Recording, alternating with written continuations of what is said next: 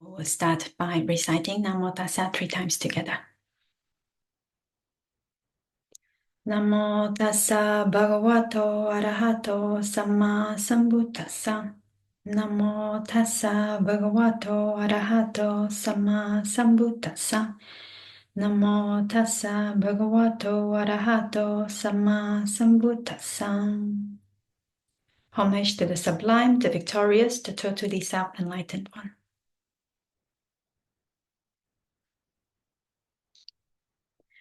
Okay, so today we are going to continue with Kammatthana, session number 60. These are the 10 types of kasinas that we have already looked at last week. So today we are going to look at the next group, which is the 10 Asubha. So that's the non-beautiful aspect of the body. Now, these 10 Asubhas are actually the different stages of decay of a dead body. So now I would like to invite everyone to have a mindset of a doctor or a medical person. So we're going to look at some images, well, not real images. There are actually on the internet, we can find real images also, but I found some drawings from a Thai monastery, which is a little bit easier for the mind to look at, especially in the beginning stage for this contemplation. So I'm going to use this different drawings to introduce a different stage of the decay of a dead body, which is a contemplation that the Buddha recommended.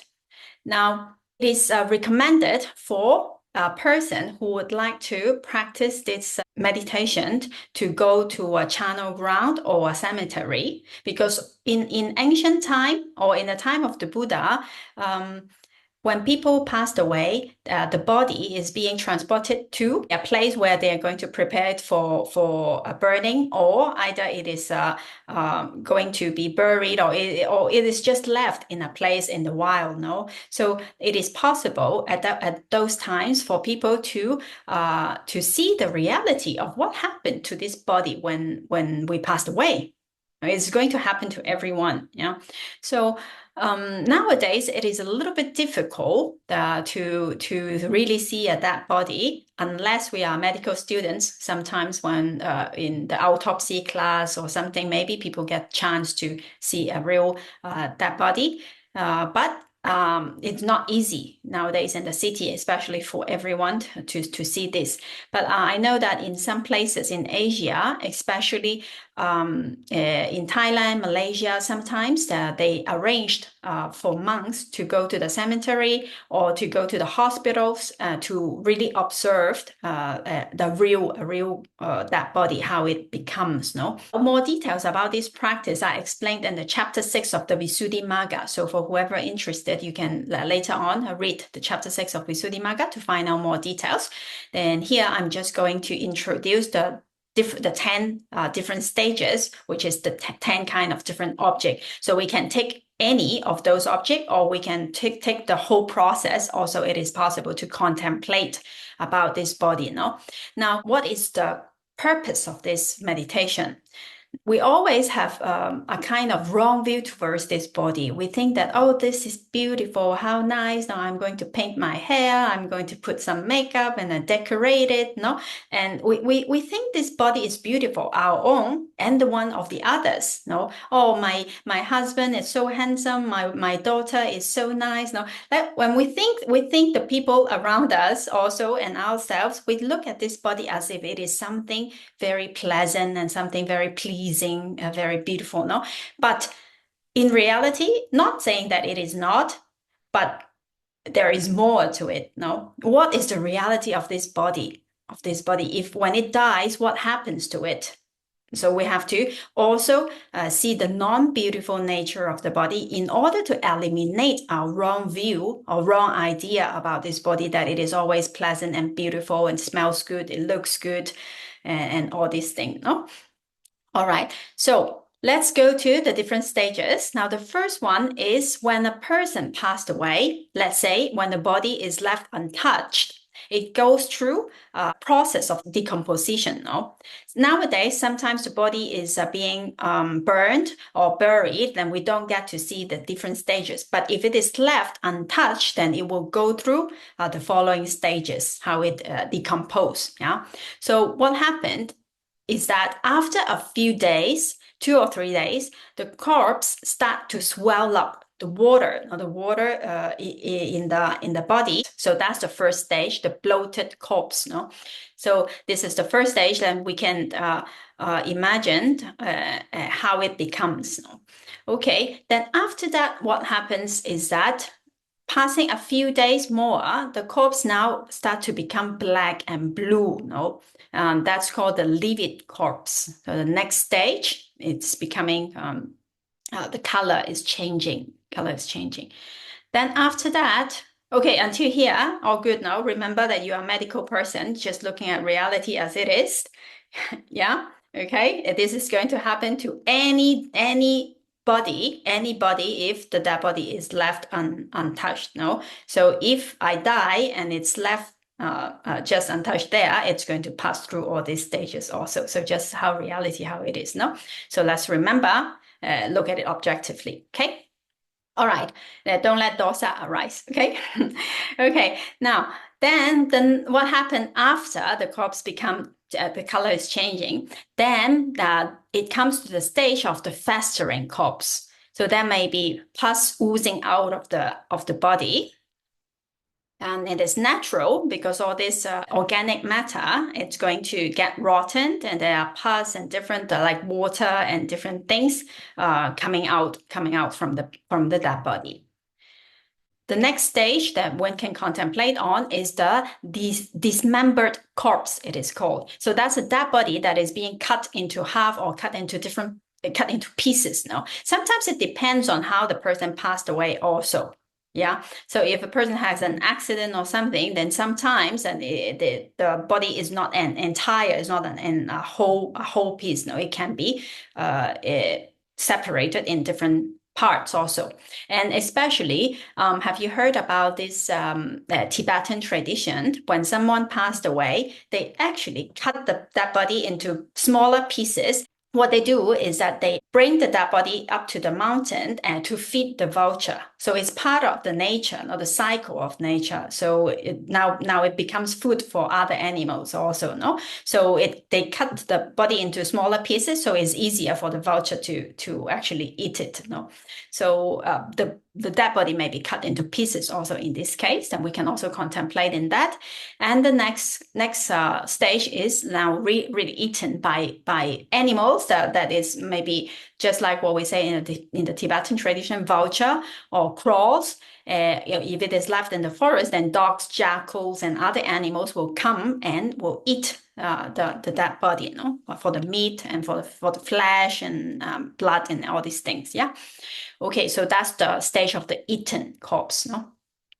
Then the next one is the corpse that is scattered into pieces.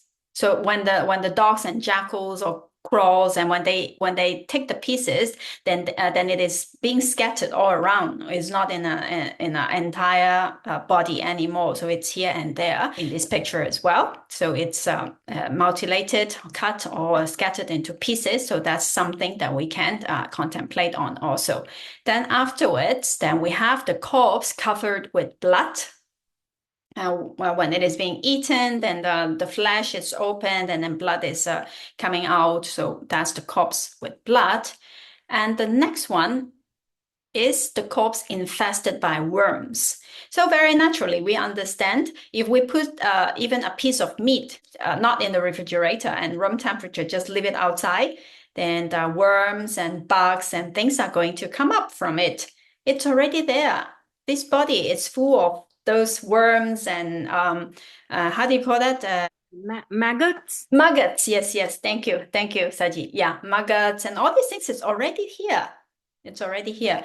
So when that body is left there, or the piece of meat, you can make experiment. No, you can buy a piece of meat and put it there, just in the countertop, and see what happens to it. It's gonna smell very bad, and then it's going to get rotten, and then all these worms and maggots is going to come up. So that's the stage and its nature of the body, of rupa.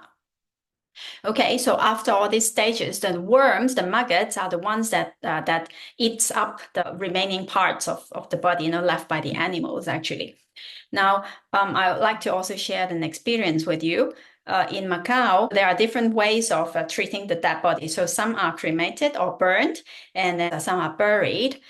So my grandfather, at that time, he was buried.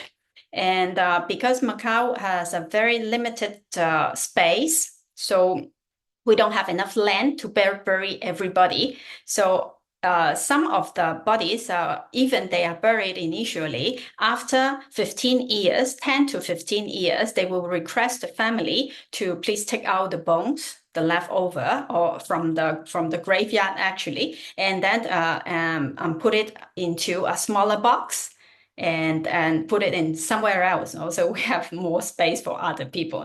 So by that time, when my grandfather passed away, after I think around 15 years by that time, so we went to collect the remains of him.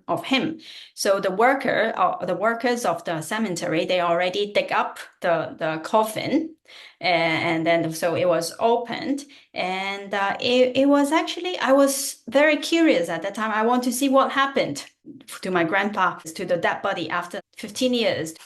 So I was quite amazed. It was obviously, or has already become a skeleton, and he was still in his suit.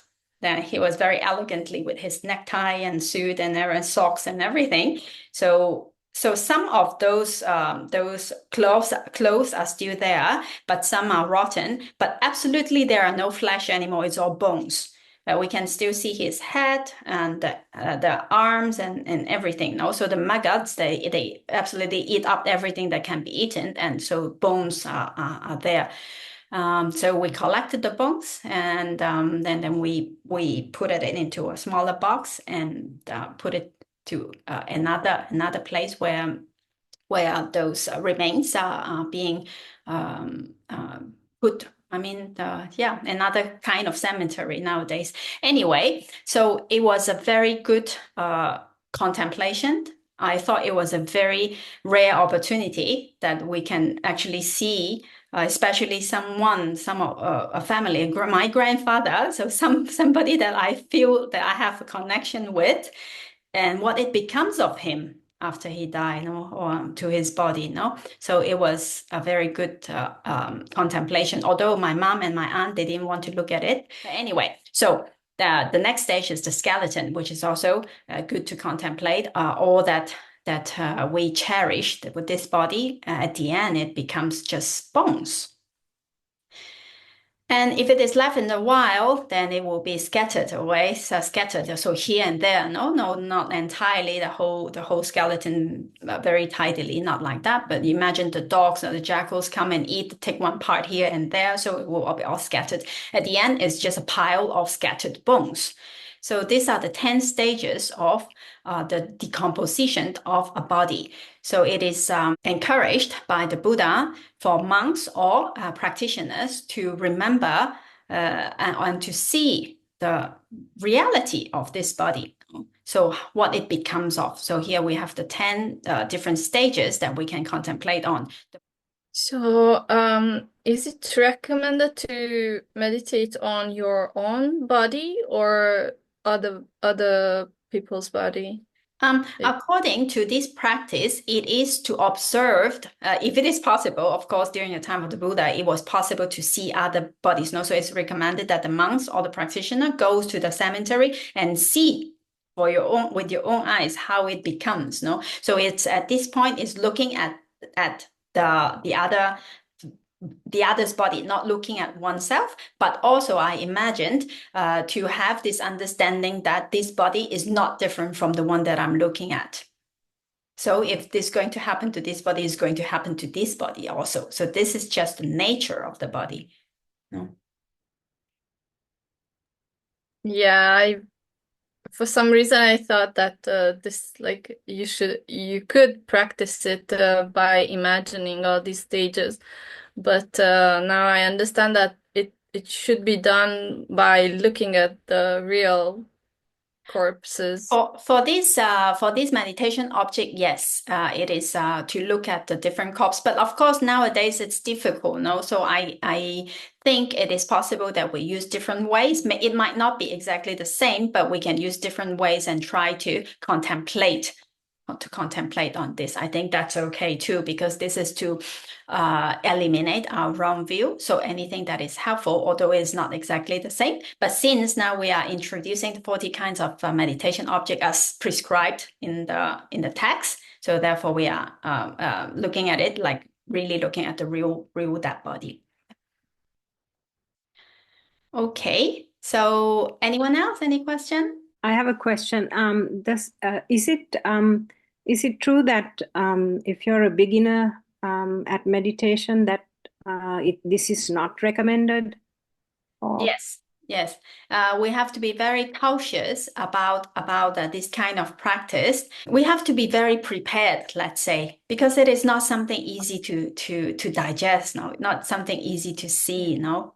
Even just to remember that we are going to die is something that sometimes shock this mind, no, sometimes. So and also to look at the different stages, and it's a little bit gross and not pleasant, obviously, for the mind. So for beginners, it is it is recommended to start slowly. Just don't go and jump into and look at the infested corpse and the like as a beginner in the very beginning. No, I mean beginner meaning beginner of the Asubha practice. Even we might be a meditator for, let's say, some years. So we have practiced Anapana, we have practiced other different things, but we have never ever looked at a corpse. So we are still beginner in this sense. No, so it is good that maybe we start let the mind get acquainted with this type of images or objects first. We can maybe try to see some medical photos, images first, and slowly, and then the mind can get used to, and the level of difficulty maybe step by step. Then it will be possible, but we have to be well prepared. Thank you. Welcome. Would it be possible to use an animal's body in this practice? I would think so, because it's also a dead body and how it decomposes. I think it is possible, but of course, it is not the same, because if we look at a human, then we have more identification towards this body as a human, or that this body is like the one that it is here now. So if it happens to this body, it happens to this body too. I think the connection is stronger in that sense, but it's difficult nowadays to see a human dead body. So I think it is also possible to look at bodies of animals. Thank you. You're welcome. All right. Okay, so let's go to the next sets of objects. Okay. Now, the next set is called the Anussati recollection. Here again, we have 10 types of different recollections. So let's see what are they. Again, in this group, these 10, we will group them into different groups. The first 3, we'll put them together because it is a recollection of the virtues of the Buddha. And then we have the recollection of the virtues of the Dhamma. And we have the recollection of the virtues of the Sangha. Okay, so now as you can see, the menu is big. Like we have very different, very varied objects for meditation. We have colors, we have like earth, things that are more like neutral. And then we have the 10 Asubhas, which are not so pleasant to the mind, but we have also something very pleasant to the mind as well. Let's say the virtues of the Buddha, the virtues of the Dhamma, and virtues of the Sangha. So these are also things that we can contemplate on. So I think most of you would be familiar with these 3, the triple gem, the Buddha, Dhamma, Sangha. And so let's go to the first one, the recollection of the virtues of the Buddha. Now, when we appreciate the Buddha, it is very important that we remember that we are not only appreciating the Buddha as a person, as a great teacher, but it is more important the quality of the Buddha. What makes the Buddha Buddha? No. So his quality and his wisdom is the thing that we have appreciation and have a respect towards. So let's see what are the qualities of the Buddha. Now, many times we recite Iti piso bhagawa arahant sama sambuddho vichacharana sampano sukhato lokavidu. Yeah, so we recite the qualities of the Buddha. So let's see the first phrase, the blessed one, a worthy one, Iti piso bhagawa arahant. The blessed one, the worthy one, Samma Sambuddho, a rightly self-awakened one. So that means the one who attained total enlightenment all by himself, by his own effort without a teacher. And this worthy one and blessed one, why is he blessed? Why is he worthy? It's because of, or because he has eradicated all kinds of defilements. So he is, and also not just that. So if we go into word by word, we can actually explain a lot of the meaning according to what the words actually mean. Although here today we are not going to do that because it can take a full class just to explain about the qualities of the Buddha. If you're interested, later I will send links for your reference, what each word means. Yeah, so we will just go through the different qualities here. So Vijja Charana Sampano Sukhato Lokavidu. So Vijja means knowledge. Vijja. Now, you remember avijja, ignorance. So that's the opposite, Vijja. So knowledge and wisdom. Charana is conduct. And so Vijja Charana. Sampano means endowed with.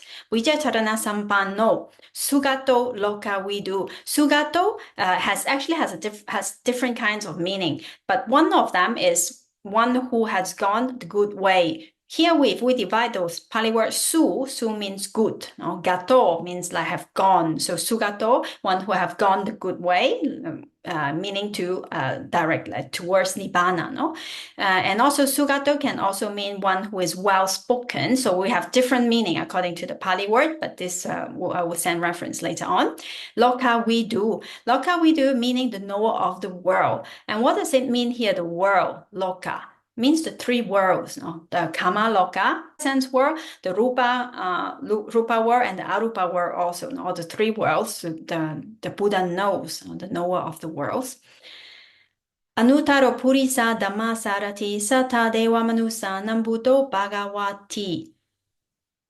Anuttaro purisa dhamma sarati. An excelled trainer of those who can be trained. Now, this is a very important quality of the Buddha here. An excelled trainer, he is a very, very good teacher of those who can be trained. So here it means that the students also have to be good. The students also have to be possible to be trained, right? There are students who do not want to listen, who are not interested, then even the Buddha cannot help. Because the Buddha is not a person who perform miracles and who can touch our head and make us enlightened. No, it doesn't work that way. So he points out the way, he trained, but those who can be trained have to study, have to practice, have to walk our way. So the Buddha, he is an excellent teacher for those who are willing to practice the Dhamma. All right. Also, he's not only the teacher of humans, Sata Deva Manusanam. So he's not only the teacher of humans, but also of Devas and Brahmas also. Here, this Deva, this is where we have to understand that it includes Brahma also.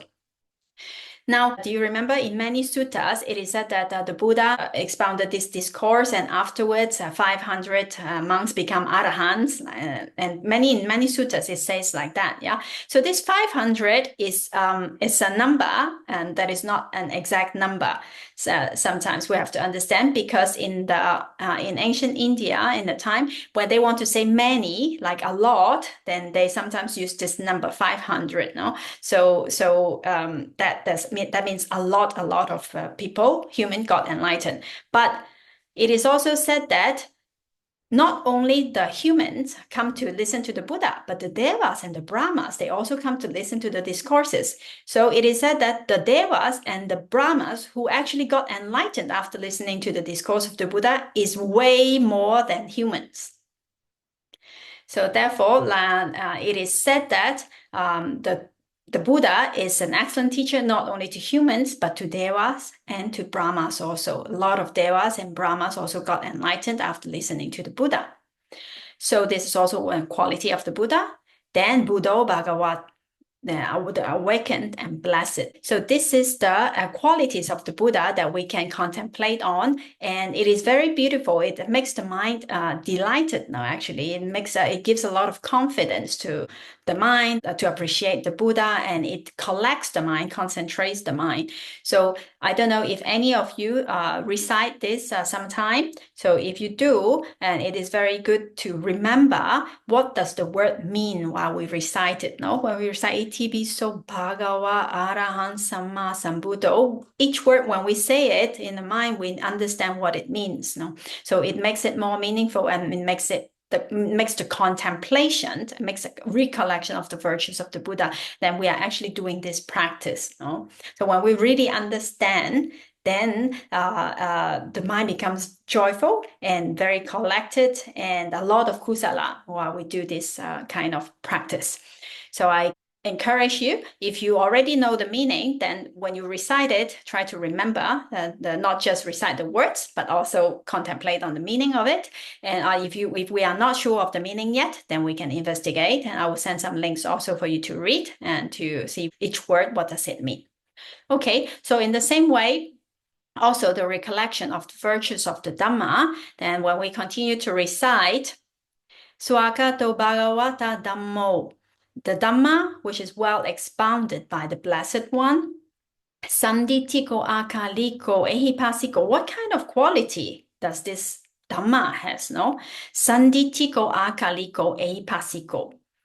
So Sanditiko means to be seen here and now. Now this here and now means in this very life.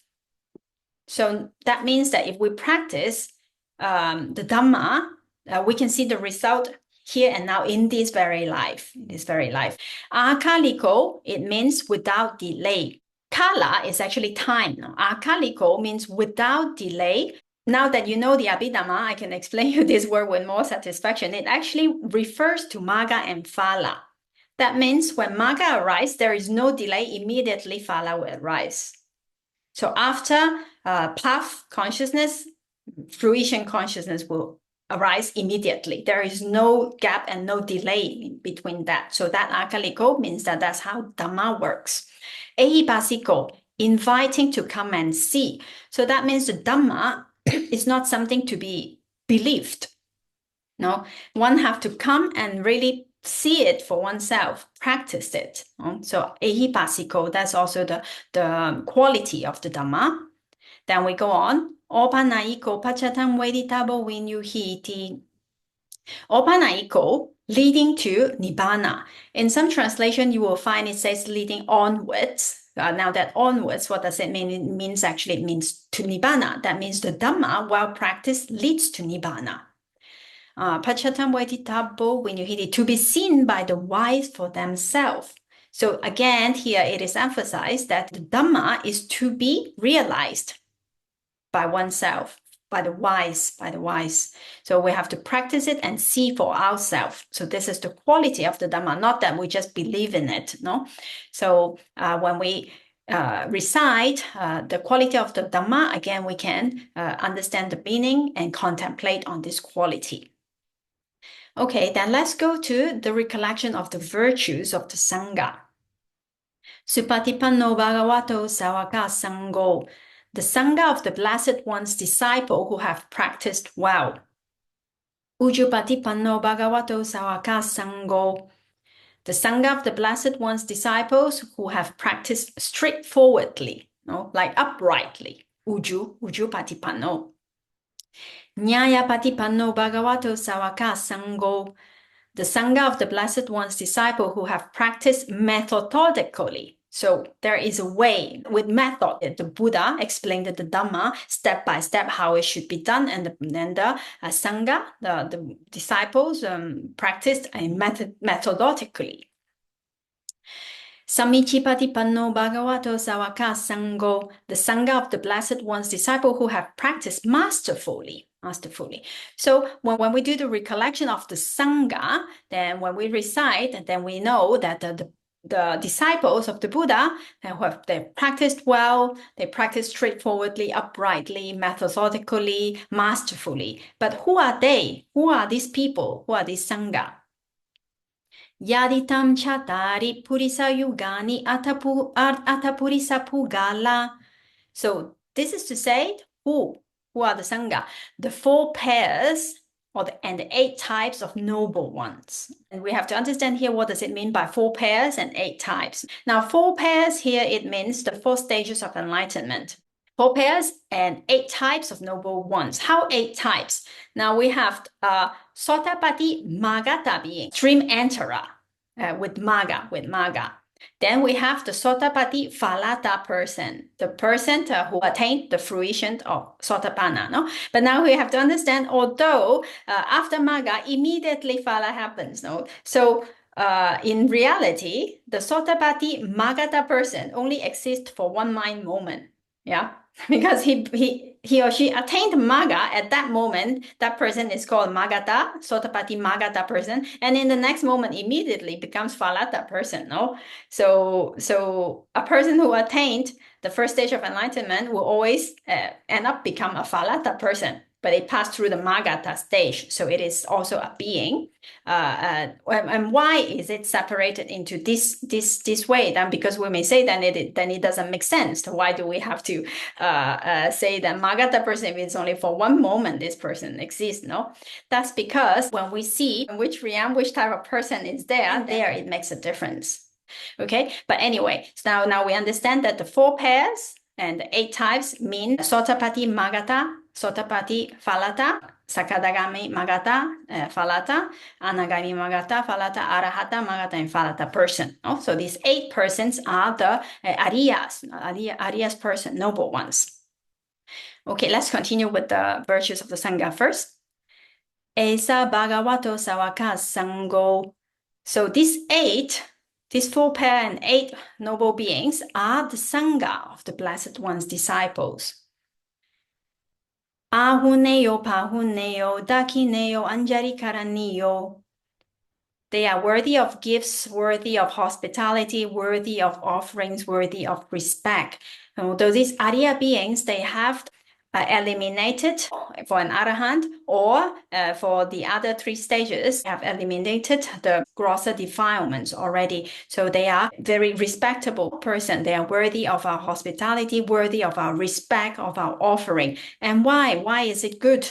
Because Anuttaram Punyakitam Lokasati, they are the incomparable field of merits for the world. If we ever have the chance to encounter an enlightened being, and if we do respect them or offer something or some services, it will be of great merit for us.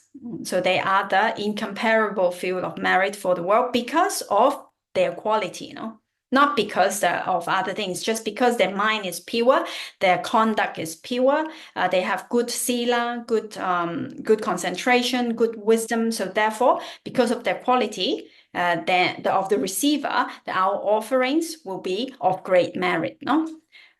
So that's the quality of the Sangha. Yes, Edith? So for some reason, I was expecting that the bhikkhus will be the Sangha, and now I see that it's the enlightened ones. It doesn't depend on if they are bhikkhus or lay people. Yes, yes. Now, if you look at the text, also Sangha have different definition also. No, so it depends on which occasion, like specifically what is being mentioned. Now, in this recollection of the virtues of the Sangha, it refers to the beings that are enlightened disciples of the Buddha, whether they are monks or whether they are lay persons.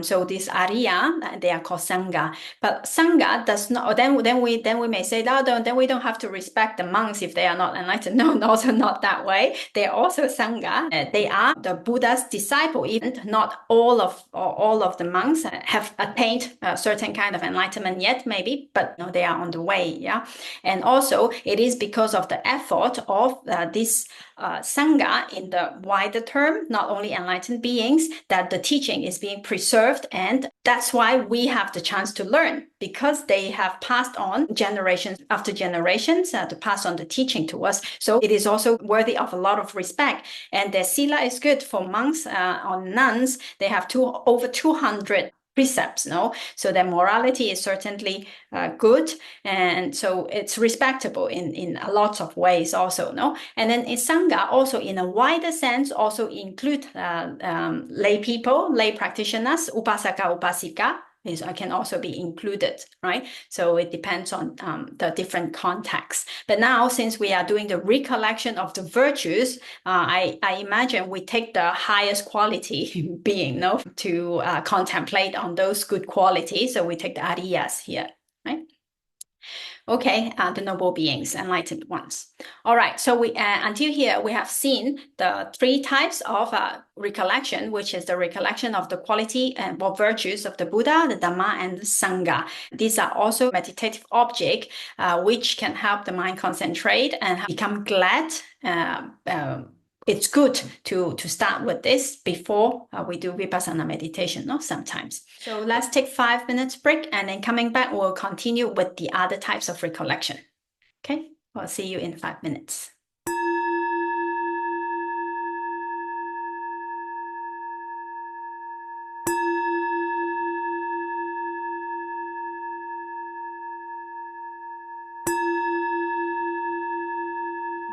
Welcome back, everyone. Okay, so let's go to the Anussati, the other ones. Now, the next set is the recollection of one's own pure sila. And then we have the recollection of generosity. And then we have the recollection of the devas and the recollection of peace. This peace here means nibbana. So these four, again, it's something very beautiful to be remembered, to be contemplated. So we'll see one by one. Now, the first, the recollection of one's own pure sila, I think this is easy to understand. If we keep the precepts, well, if we keep our 5 precepts or 8 precepts for some of us, or sometimes some people 9 precepts, some people for monks and nuns, and they have over 200 precepts. Then when we keep our precepts pure, then we are happy, you know, and the mind can take delight on our own morality. We can be happy about our own sila. We understand that we are doing well. We have not harmed anyone. We have not taken anything that is not being given. We have respect our relationship, our commitment. Then we have not used bad words, and we have also not used intoxicants. And so if our sila is pure, then our mind become very upright. We are not worried. We are not worried because we know that we haven't harmed anyone. We haven't do anything bad. So this is something that we can be happy about, no? So this recollection of the sila can also delight the mind and also help the mind get concentrated, right? When we feel bad and we think that we are not good enough and this and that, it is good to also remember that I'm actually not bad. No, I haven't harmed anyone. I haven't taken anything that has not been given. My sila is good. This is something for the mind to be delighted on, no, to have to be happy. Whether it may be 5 people who take the 5 precepts, samaneras that take 10 precepts, or monks that take over 200 precepts. So we try to keep our sila as pure as possible, and it can be a very helpful, a good foundation for the mind to be concentrated. Now, why is it so? Imagine someone who lied all the time. Now, when the person sit down to meditate, do you think that it's easy for him or her to concentrate the mind? It won't be, because the person will be thinking about, like, what if she finds out? What if he finds out that I am saying this lie? Also, the mind is not peaceful, or I have stolen something. This mind cannot be calm. Stability cannot be accomplished, no, because I'm afraid that maybe someone will find out, or even I'm like saying, oh, what am I'm gonna have bad karma, or so many things will disturb the mind if our sila is not good. So therefore, if we try, of course, sometimes we make mistakes, and that's okay, because sila is a training. it's a training. Mistake is allowed, no? So sometimes if we make mistake, it's okay, but we have to be committed and we'll try our best to not to do that again. Regret is not helpful. Teachers encourage that we do not regret about what we have done wrong previously, because that regret is again akusala. Already some akusala has been done. Then if we regret, then there is more akusala. But we should take that as a reminder. Oh, yeah, I have done this and that. And yes, karma has been done. I have planted that seed. Then I am responsible for that. And nothing that I can do about it at this moment, but I will try not to do that again. Or if possible, I will do even more kusala. So when that result happens from what I have done wrong comes, then I will have other kusala karma to also support me to go through that. No, also so it is important that we do not regret and we try our best to keep our sila. And if it is well kept, then it will be a very good foundation for our meditation. Okay, so let's go to the next one. The recollection of generosity. Now, again, it is easy to understand if we remember the good that we have done, how generous we have been, how we have shared with other people, how we have helped other people, how we have offered, then it will make the mind happy and delighted. No, we remember and we recollect on the goodness, on our own goodness. Then it also helps the mind to be joyful and to be stable. And it is helpful for further meditation to concentrate the mind. Okay. Now we come to the recollection of the devas. It does not actually mean to think about the devas. No, but it actually refers to the recollection of one's own good qualities. Not the devas, no, but our own good quality. How? Now we have to remember, how did the devas become devas? That's because they possess a lot of good qualities, wholesome qualities, because their sila is very good, because they have been very generous, and all the good deeds, all the good qualities made them reborn as a deva. So those good qualities I also possess.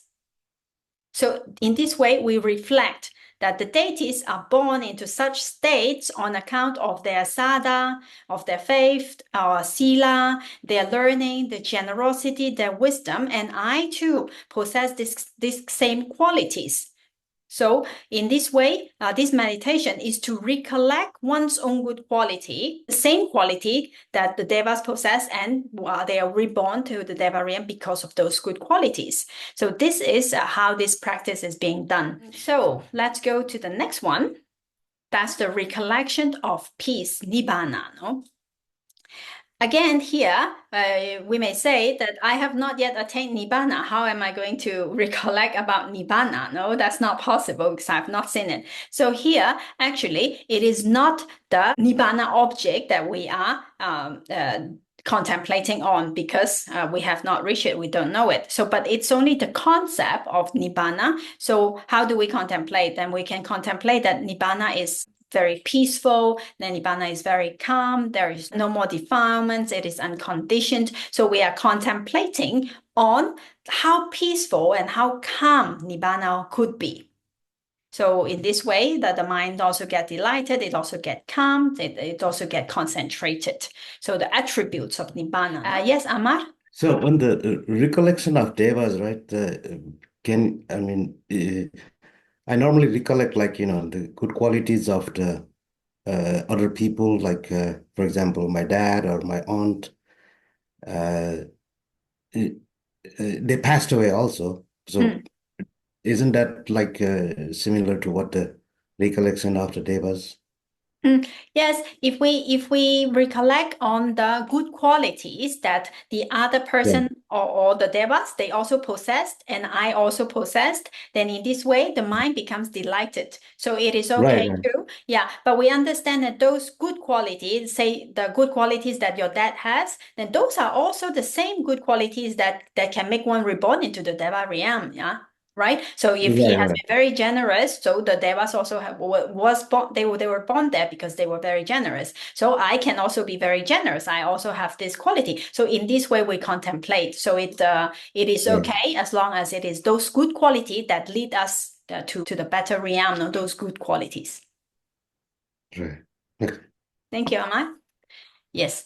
Okay. So then here we've finished the other set, which is the recollection of our own pure sila, generosity, and then we have the recollection of the good qualities that lead to the Devariam, like the good quality that we also possess, right? And we have the recollection of peace, now how peaceful Nibbana can be.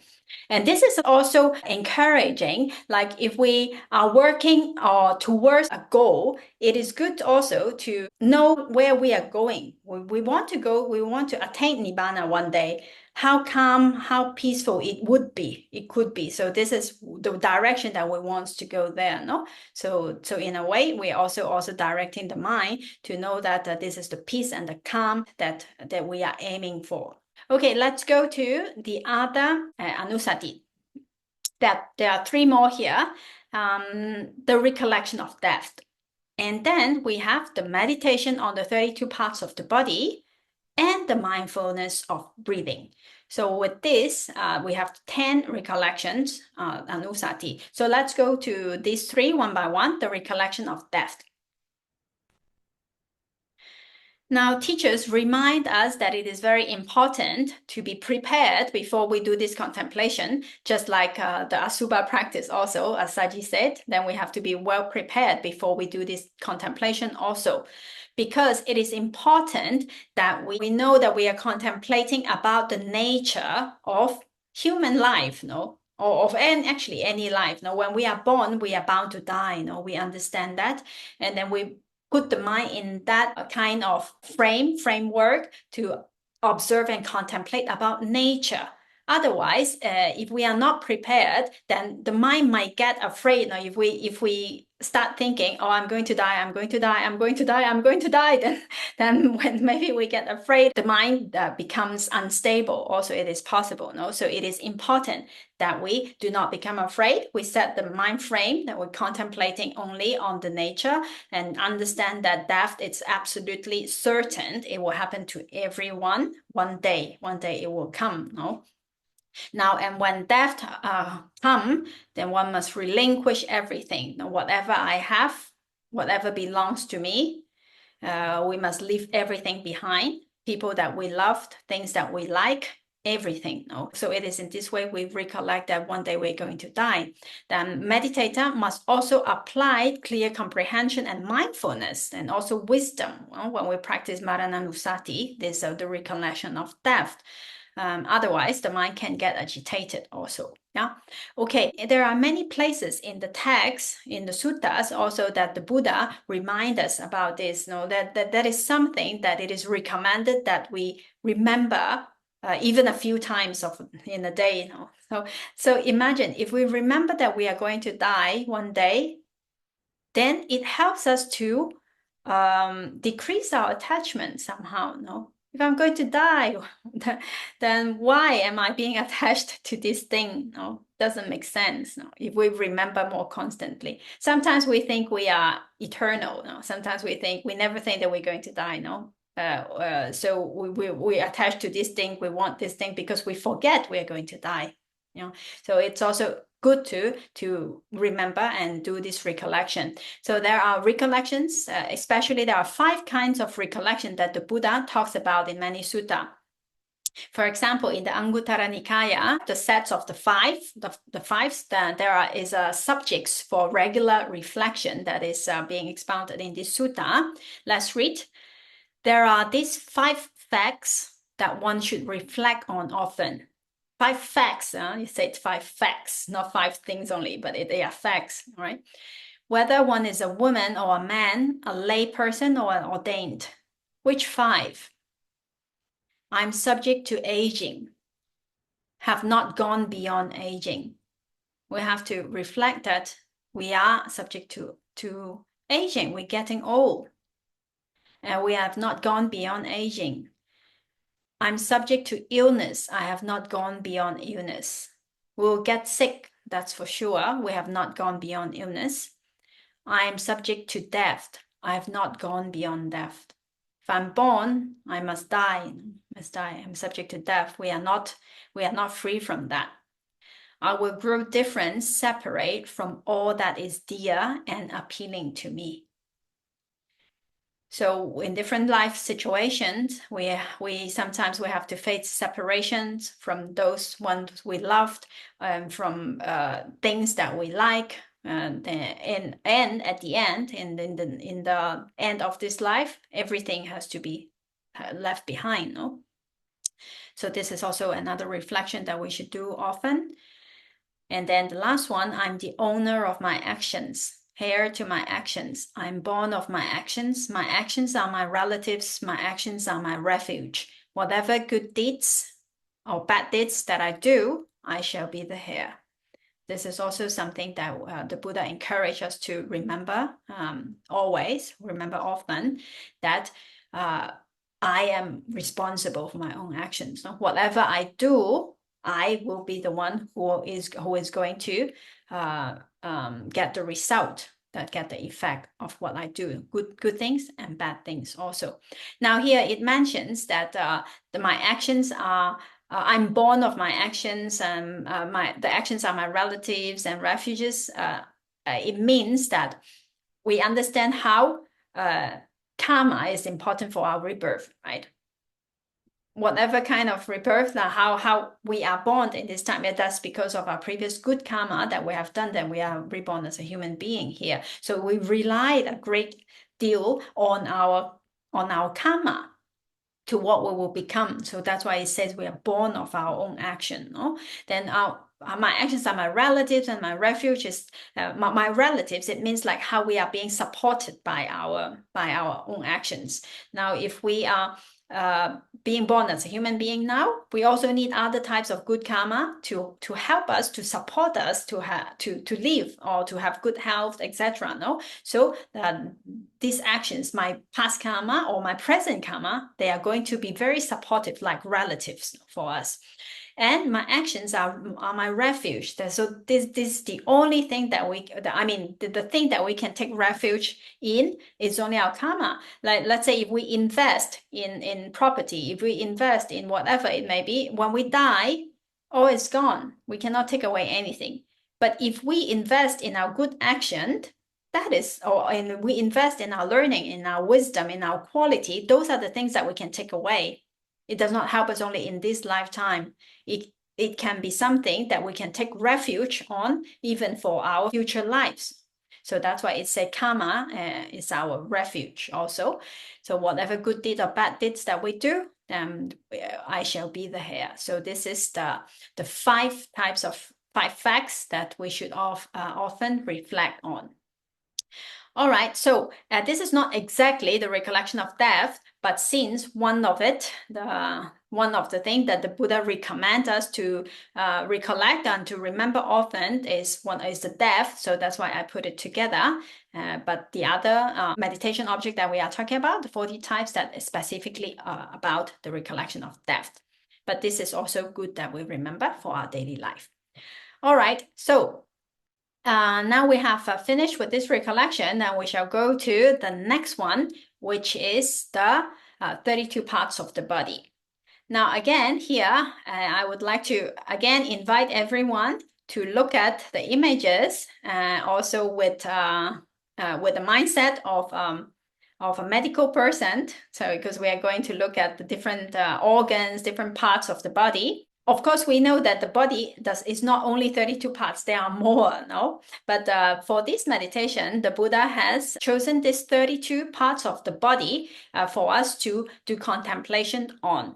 So this practice, you can actually also find it in the Káyanupassana section, the contemplation of the body section in the Satipatthana Sutta also. The purpose to see reality of this body, to see how actually this body are. We usually think of this body as a whole, as a person, as a beautiful, as a being, but we very seldomly think about this body to be a collection of different organs and different parts, no? And if we take away the skin, just the skin, if we look inside, there is actually nothing pleasant to it. Not pleasant to the eyes, not pleasant to the smell, not pleasant to the taste, I imagined, and not pleasant to the touch.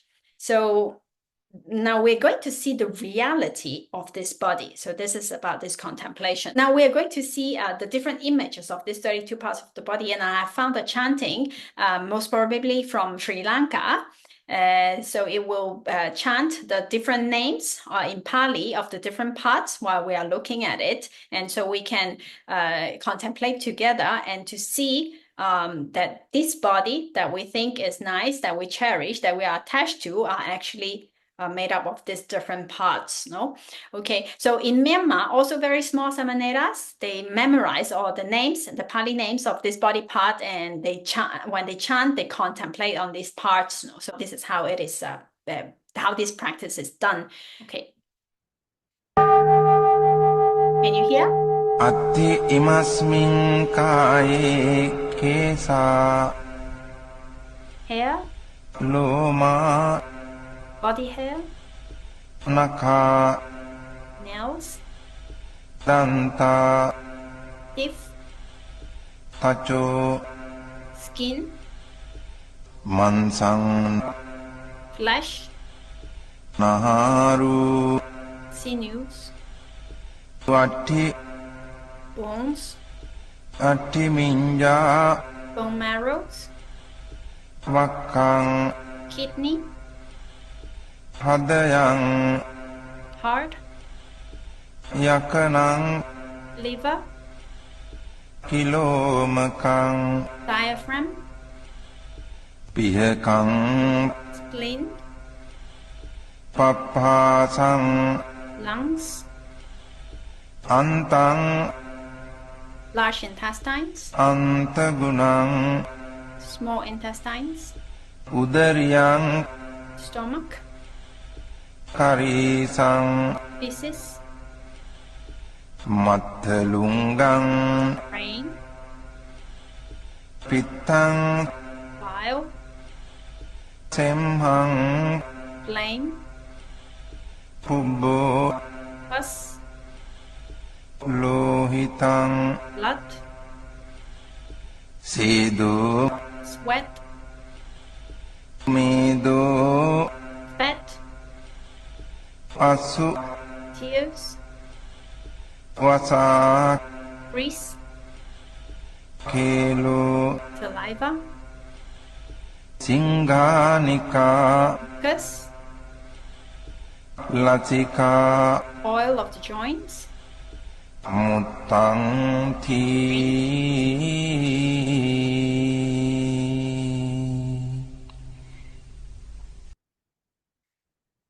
Right. So these are the 32 parts of the body, which is not very appealing in how it looks, how it smelled or tastes and everything, but it is all here.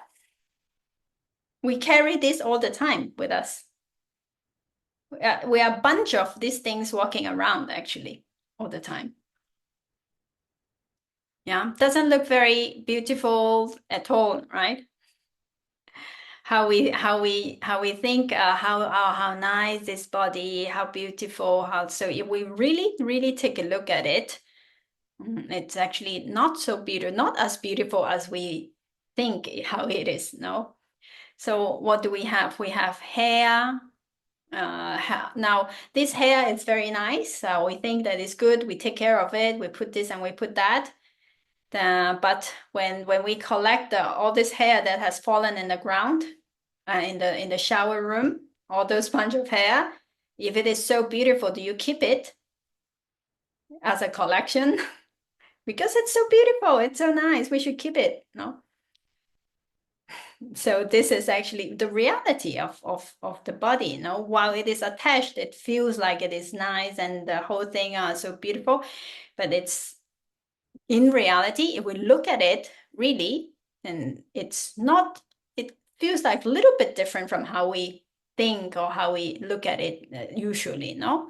So we have head hair, body hair, nails, teeth, skin, muscles, and then we have this how do you call that? Sinews, bones, bone marrow, and we have kidney, a heart, liver, the diaphragm, all these internal organs that is actually just inside here. We all carry them, and they are not very appealing actually. Then we have, what else do we have? Then we have also large intestines, small intestines, lungs, and then we have the stomach that digests the food. Then finally, we also carry this the feces inside the intestine. So before it comes out, it's also inside. We have the brain, and then we have bile, flame. When we coughed, sometimes when we get sick, also we have pus, blood, sweat, fat, tears, and then we have grease in our face, in our skin. Then we have saliva, mucus, and the oil of the joint, and also urine. So this is all of these things are the reality of our body. So if we want to practice this kind of meditation, we can try to learn the names of these 32 parts, and then we can recite the parts back and forth, and then we can, while reciting or mentally reciting, then we can try to see the fullness, the non-beautiful aspect of these parts of our body. So how is it helpful? When we see the reality of this body, then it can reduce a lot our attachment towards this body. Even the most beautiful hero or the most beautiful actress or actor, the person that we like most, they all carry this. At some point of the day, they also go to toilet, and these things also come out. And when they sweat a lot, it smells bad too. And so in this way, we can't understand that how sometimes we are blind to the reality. We're just looking at the superficial appearance. So this is how we always focus on the external. So if we look internally, then we see the reality. So this is recommended. Now there is another story that Goenkaji, I don't know if you know Goenkaji. So there are a lot of centers around the world of 10 days Vipassana retreat. So Goenkaji is very, very lovely teacher. He passed away already, but he's such a good storyteller. And so I started also meditation. So I started learning the Dhamma, going to one of the 10 days Vipassana course. So have great gratitude for Goenkaji. So in the 10-day course, one of the story that he tells, and it's also related, is very nice. So it is said that in the old time, and there was a couple in India. They're very much in love with each other. Young couple, very beautiful, very bright, very beautiful. The groom very handsome, and they got married, and so everything was very nice, very good. And then now they started living together. Then the wife prepared a meal for the husband and said, "Oh, okay, my husband is so lovely, and he always praised me how beautiful I am, and like this. Now I'm gonna make him the most and the best curry for him."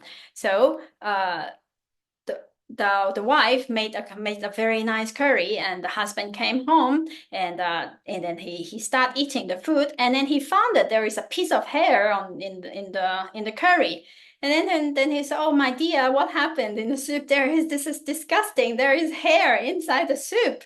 And then the wife was saying, "Why did you say it is disgusting? Last night you were saying that my hair is like a waterfall. It is so smooth and so nice, and it is so beautiful. If it is so beautiful, why don't you eat it?" Right. So another day, inside the curry, inside the soup, there said a piece of teeth dropped into the soup. And then so the husband said, what happened? There is a teeth inside the soup. This is super disgusting. A teeth, imagine a teeth inside soup. And I said, but my husband, you just say that my teeth are like a piles of pearls. They are so beautiful. Like, if it is so beautiful, why don't you eat it? Oh, so well, this is just a story. So what it wants to say is that everything depends on context, no? When it is attached to this body, to someone that we love, someone that we think it's very beautiful, everything looks so beautiful. Like the teeth are like pearls and hairs are like silk and whatever it may be. But imagine the reality of it when it gets into our food. How do you think about it? It's just disgusting, right?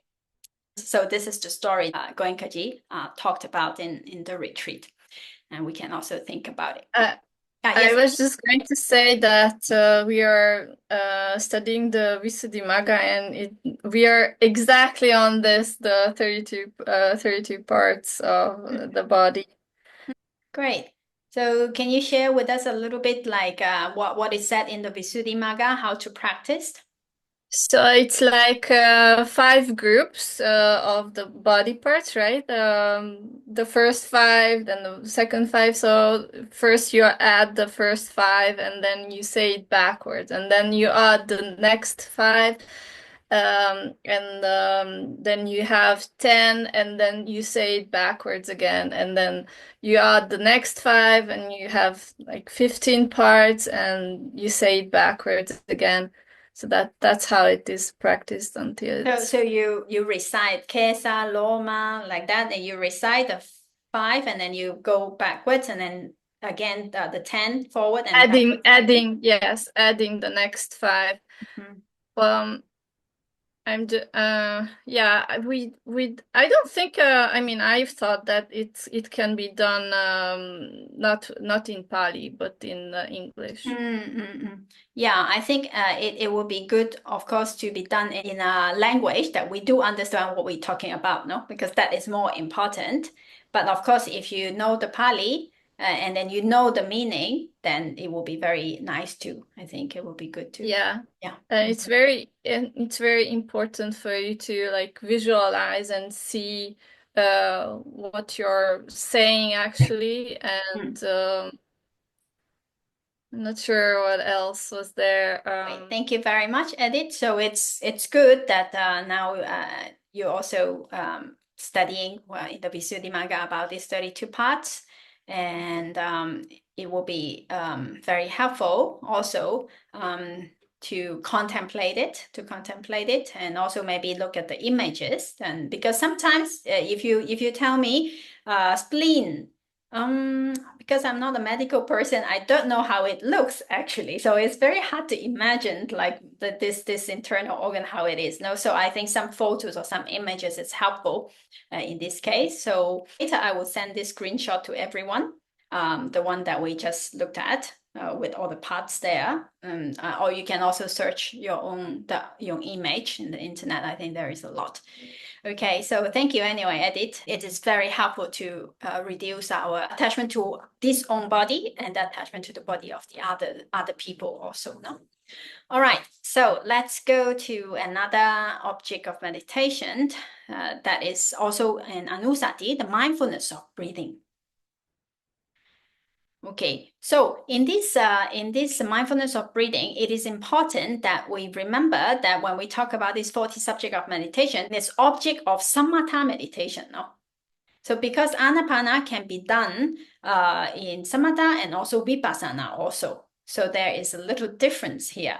Now, when we do mindfulness of the breathing for samatha purpose, then what we do is that when we breathe in and we breathe out, we feel the air in the nostril area or the upper lip here. No, we feel the air going in and out. So whenever we feel that sensation, we put the mind there, and then we try to be mindful of the in breath and the out breath. Then we can say it maybe in, out, like that, and we try to concentrate on the breath only and not on other object, but on the concept of the coming in and the going out, because we're doing samatha. If we are doing samatha, some teachers also recommend that we can also do in the beginning count like in one, out one, in two, out two, in three, out three, like that, and so on up to 5, 6, 7, 8, 9, 10, up to 10.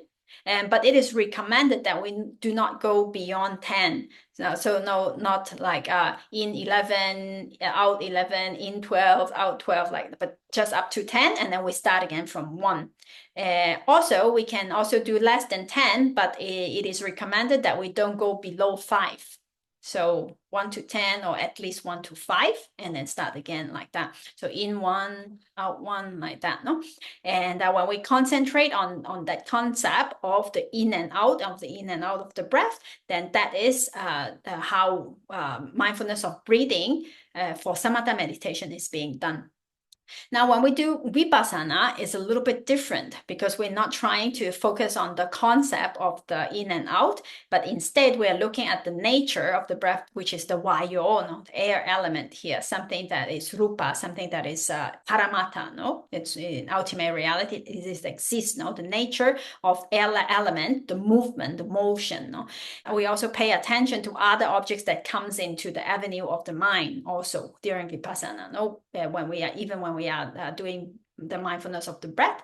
And not only that, then if some other thing becomes prominent, we can also pay attention to that. And so that's vipassana, and it is a little bit different from how we do it in for samatha. Okay, so that's the mindfulness of breathing. And this is also very handy because it's an object that we carry with us all the time. And so we can do it anytime. And anywhere, because breath is always with us, So I remember that in Ajahn Chah's monastery in Thailand, there are these signs that he put into the meditation center, and you can find here that it says that if you have time to breathe, you have time to meditate. So we cannot say that, oh no, I'm so busy, I don't have time to practice meditation. But if you have time to breathe, then you have time to practice meditation. Okay, so we have already finished the 10 Anussati, the recollection. Let's take a look of all what they are. The first one that we have seen is the virtues of the Buddha, then the Dhamma and the Sangha. And then we have the recollections of one's own pure sila, the generosity, the wholesome qualities of the devas, which we also possessed, and the recollection of peace, of nibbana, recollection of death, and then the meditation on the 32 parts of the body, and also mindfulness of breathing. So these are the 10 types of Anussati, the 10 different objects of samatha meditation. Now, there is a little detail here that I like to share with you. Let's take a look at the Pali word of each of them. The first one is called Buddhanussati. Then we have Dhammanussati, Sanghanussati, Silanussati, Chaganussati, Devatanussati, Upasammanussati. Upasama means peace, Upasammanussati, Marananussati, Kayagatasati, and Anapanasati. If you see this word Anussati, that means recollection. So anu means again and again and again. So putting mindfulness on this object again and again and again, that means Anussati, So recollection. So if you take a look, you see that all of this until number 8, we have Anussati, but for number 9 and number 10, this Kaya Gata Sati and Anapanasati, it does not have an anu here. Anu is not used. That's why they are translated as the mindfulness or the meditation or the mindfulness of 32 parts or the mindfulness of the breathing here, but not as a recollection here. Although it is included in the group of the 10 recollection, but here these two are a little bit different from the other ones. Because these ones we are trying to contemplate on something, a recollection of something, of the virtues of the Buddha, of the Dhamma and the Sangha, but here we are more being mindful on the parts of the body or on the breathing itself. So these two is a little bit different from the other types of recollection.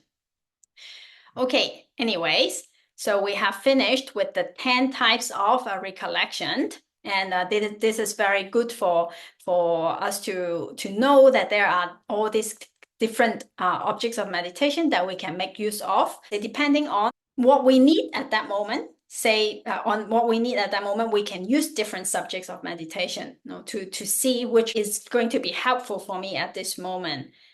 Say the mind is not very concentrated, or maybe I'll try doing maybe reciting the virtues of the Buddha and let the mind be more collected. Or if I'm feeling like a lot of attachment, maybe it's good now to remember about the 32 parts of the body or whatever. So all these different subjects of meditation are helpful in different situations.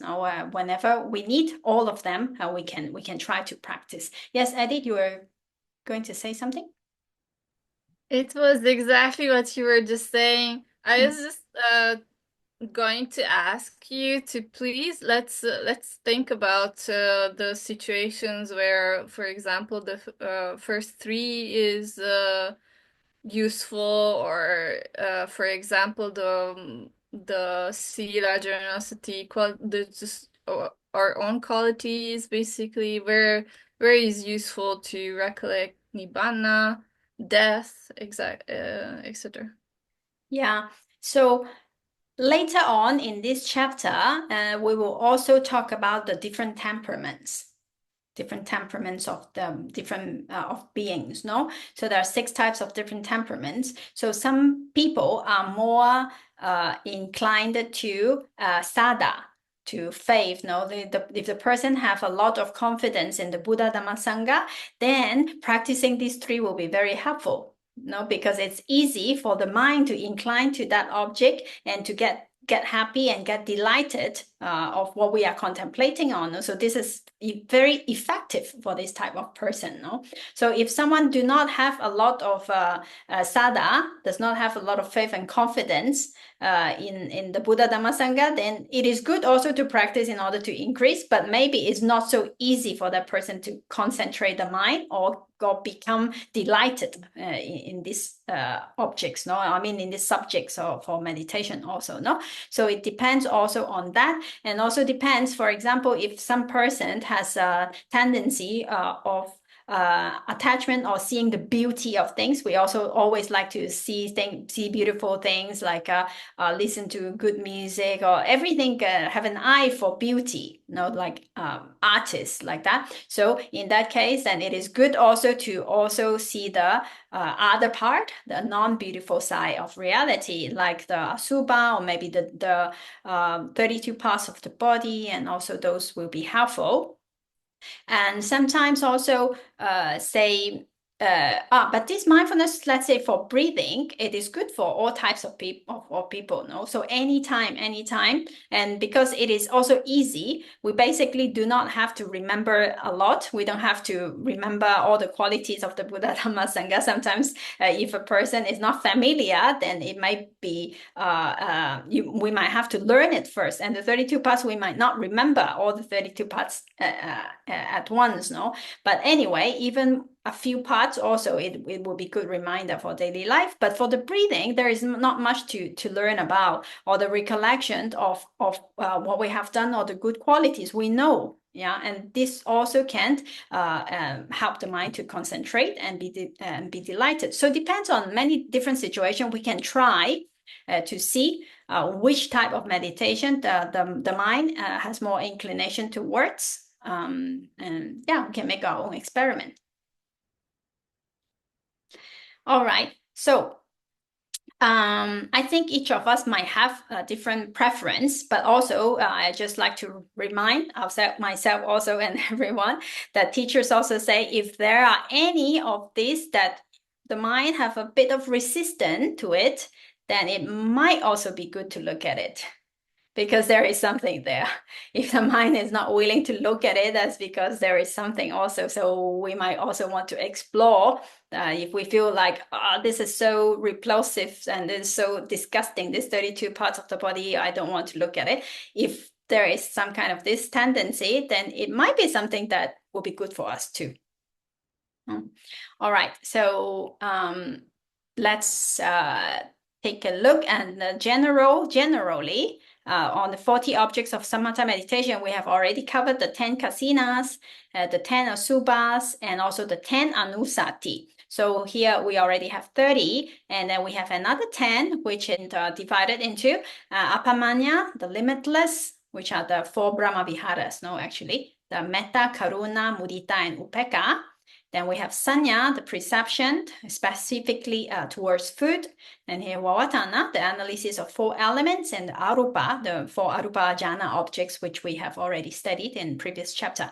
So today, I think we'll stop here, and we will continue with these other types of meditation object next week. Any comments or questions, anything? No? Okay, so in that case, then we will close the session today. And thank you very much for joining. And we will continue next week for the remaining 10 objects of samatha meditation. So let's recite together and dedicate our merits for the attainment of Nibbana. And also we share merits with all beings. Itam no punyam Nibbānassa paccaya hotu. Itam no punyam Nibbānassa paccaya hotu. Itam no punyam Nibbānassa paccaya hotu. Itam no punyam savasatanam bhajima. Itam no punyam savasatanam bhajima. Itam no punyam savasatanam bhajima. Sadhu, sadhu, sadhu.